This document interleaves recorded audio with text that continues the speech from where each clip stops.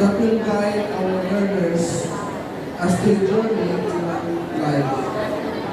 It is about empowering them to contribute meaningfully to their communities and to the world at large.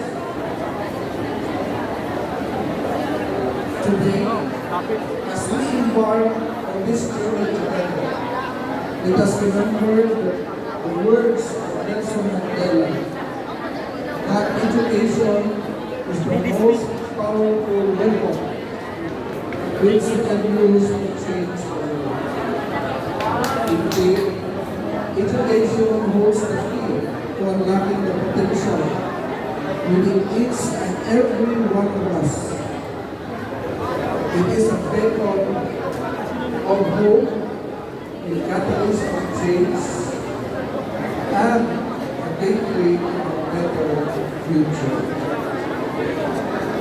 So this course, the course of this expo, Conquest of the World, let us come together to exchange ideas, share best practices, and inspire one another to reach great heights. Let us celebrate the diversity of our learners, talents, and skills within our educational community and harness them to create a more inclusive and equitable society. Let us also challenge ourselves to take hope, act decisively, and embrace change as a force for good. I would like to express my deepest gratitude to all those who have worked tirelessly to make this event a reality. Your passion, creativity, and dedication are truly commendable. And I am honored to stand alongside you in this organization. So let's together, let's make the way to a brighter, more prosperous future, one where every learner has an opportunity to shine and succeed.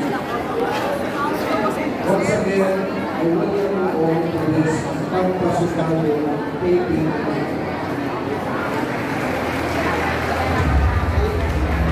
Thank you so much, Sir Gairama. Your words of welcome are truly powerful.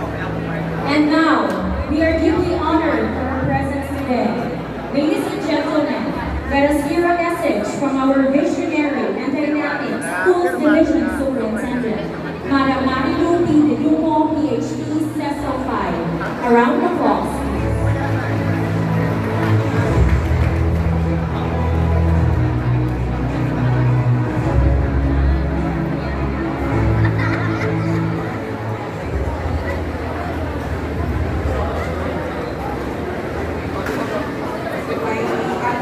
Respect our great partners from the local government unit of Central City. We would like to acknowledge the Honorable City Mayor Pablo X. Dunlao, who will be attending this afternoon. And we also would like to acknowledge the President Kita pa kita jo yung Vice Mayor Honorable Alfonso S. Azula, together with the City Council. Wow! Dapat rock. And Silingan rock. I also would